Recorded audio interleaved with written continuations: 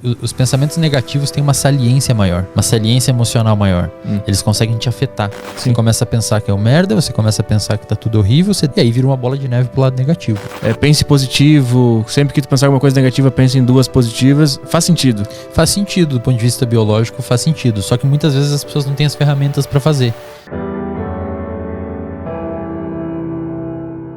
Você tem pais alcoólatras e você cresce num ambiente, ou eles pararam de beber e você cresce num ambiente em que ninguém consome álcool.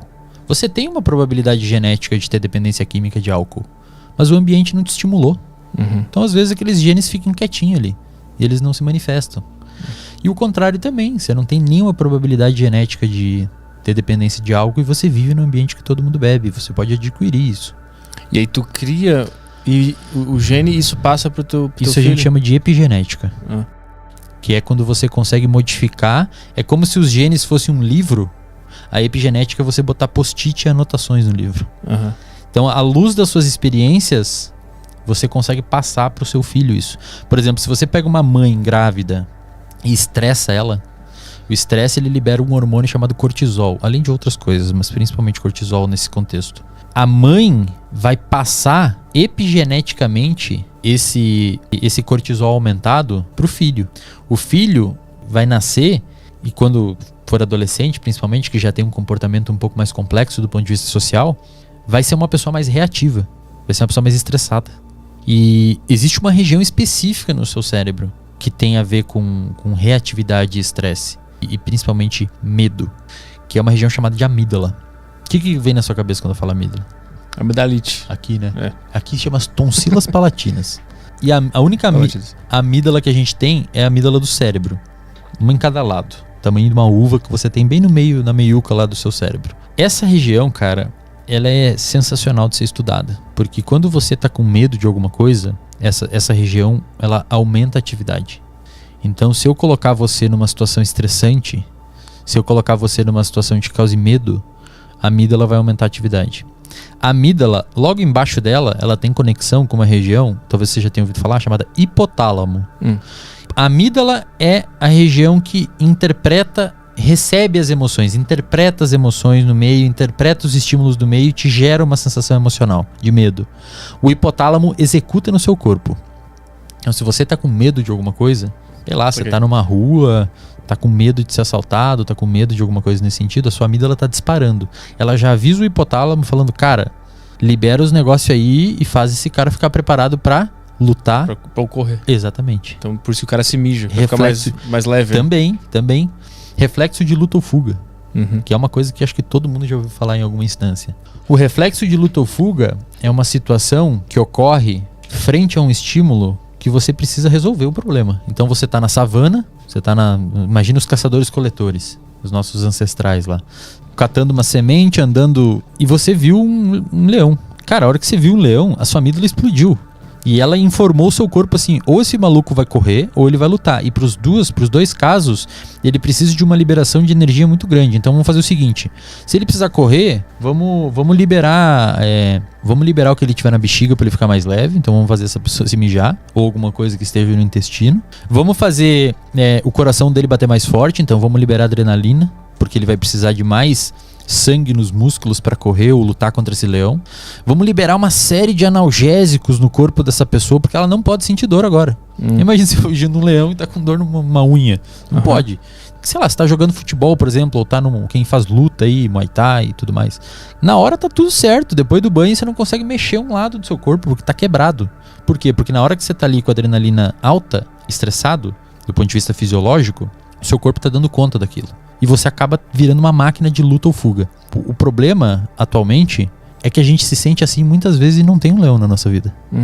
Então você tá no sofá de casa pirando, ofegante, taquicardia, sabe, sudorese, mal, e aí tá tudo bem. Mas o que o teu cérebro tá achando que tem? Aí que tá. Isso é uma pessoa ansiosa. Acontece isso. A região do nosso cérebro envolvida em detectar perigo e manifestar essas emoções que a gente falou agora aqui, essa região principalmente a amígdala e o hipotálamo, conjuntamente vamos chamar aqui de sistema límbico. O sistema límbico, ele é envolvido principalmente em desencadear as emoções do seu corpo, identificar os problemas do ambiente e fazer as emoções acontecer fisiologicamente para você lidar com aquilo. E você tem uma outra região que é sensacional, é muito maneira. Só nós, primatas humanos e primatas não humanos, tem ela de forma evoluída. Os outros mamíferos, os outros animais têm, mas muito primitiva. E é essa região que permite a gente estar aqui conversando num podcast para uma câmera, para pessoas que estão assistindo em outro lado, entendendo a nossa linguagem e interagindo com nós. Que é a região chamada de córtex pré-frontal, que é a região que está atrás da sua testa. O nome córtex é de casca. Então imagina que seu cérebro é uma laranja. O sistema límbico é a parte bem do meio. O córtex é a parte de fora da laranja. O seu cérebro inteiro tem um córtex. Só que o córtex frontal, que está na frente, é o mais maneiro de estudar. Ela é extraordinariamente sensacional se você souber usar ela. Porque se você deixar ela por conta própria, ferrou. Por quê? Porque ela é um grande simulador. Então, por exemplo, eu falo assim, Arthur, amanhã você vai... Imagina o mercado que você normalmente faz no mercado aí. Amanhã você vai lá, você vai no corredor do iogurte, vai comprar um iogurte, vai passar no caixa que normalmente você passa, vai pegar um Uber e vai para casa. Você consegue simular essa situação na sua cabeça. Você pode falar, não, vou fazer isso, tô pensando aqui. Tu visualiza, né? Você visualiza, você consegue. Outros animais, até onde a gente sabe, não conseguem. Por quê? Porque eles não têm essa camada. Os macacos conseguem. Mas, ou, sei lá, um cachorro, até onde eu sei, não consegue fazer isso. Ou pelo menos não com tanta complexidade quanto a gente. Só que isso pode ser muito sensacional se você direcionar esse tipo de pensamento e de visualização para uma coisa benéfica. Você pode fazer o oposto. Pensar que você vai ao mercado e você tem que ir, vai ser assaltado, alguém vai te assaltar e vai acontecer um problema, as pessoas vão rir da sua cara, você vai encontrar uma pessoa que vai falar mal de você, e aí você começa a estar no sofá de casa, pirando a cabeça, ativando o sistema límbico, a amígdala e o hipotálamo, e fazendo você ter toda aquela descarga de adrenalina e parece que tem um leão, mas não tem. Você criou o leão na sua cabeça. O seu córtex pré-frontal criou ele por meio dessa capacidade de racionalizar. O córtex frontal, a parte mais da casca do seu cérebro, envia neurônios, envia e recebe. É uma via de mão dupla. Imagina uma estradinha de mão dupla entre o sistema límbico, a parte mais miolo do cérebro, e o córtex pré-frontal. É uma via de mão dupla ali. O córtex pré-frontal, ele tem a capacidade de inibir essa região, de controlar a amígdala, controlar a atividade dela. E isso é mostrado em estudos de laboratório, publicados em revistas sérias, que eles mostram que se você pegar uma pessoa, por exemplo, com fobia de cobra, de aranha, ou uma pessoa com fobia social, e colocar ela no laboratório em uma situação onde ela precisa se expor socialmente, primeiro você vê que a atividade da amígdala dessa pessoa vai às alturas. A pessoa fica muito ansiosa. Se você medir o cortisol, a adrenalina vai estar muito alto. Se você pedir para essa pessoa começar a pensar que primeiro está tudo bem, que essa situação não é real, ou que se essa situação for real, ela não tem capacidade nenhuma de mudar ou te atingir de uma forma letal. Você, no máximo, vai sair dali um pouco ansioso e vai ficar tudo bem.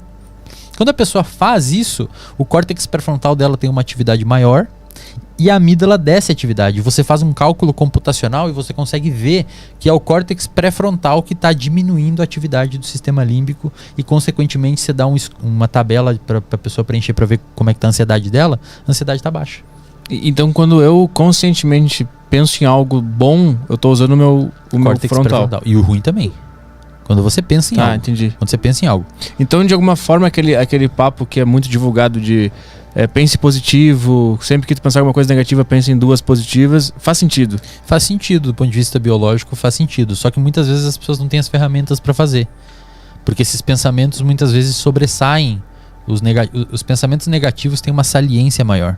Uma saliência emocional maior. Eles conseguem te afetar, né? E aí, o porquê que eles conseguem te afetar me perguntar exatamente, pode ser discutido por uma série de formas. Pode ser que sua mãe, ou na infância, você era uma pessoa mais sensível a isso, ou você sofreu maus tratos, ou você foi negligenciado, ou você sofreu bullying, ou você sofreu muito estresse, ou você sofre muito estresse. A amígdala, a sua amígdala, tem uma atividade muito mais aumentada, é como se fosse um cabo de guerra e ela está ganhando do córtex pré-frontal. E aí, quando você submete uma pessoa a pensar de uma forma mais racional, a pessoa consegue aumentar a atividade do córtex pré-frontal, jogar para baixo a atividade da amígdala, e isso, consequentemente, resulta numa melhora emocional e uma melhora de comportamento. E essa melhora de comportamento é percebida pela pessoa, que motiva ainda mais ela a continuar fazendo aquele processo. Aí vira uma bola de Aí neve. vira uma bola de neve positiva. Aham. E o contrário também. Sim. Você começa a pensar que é um merda, você começa a pensar que tá tudo horrível, você deixa de treinar e você fica mal por ter feito isso. Uhum. E aí vira uma bola de neve pro lado negativo. E aí já come uma barra de chocolate, já fica de tarde inteira no sofá. É, e aí quando tu exatamente, vai na hora de com tudo- dormir. com tudo escuro. Isso.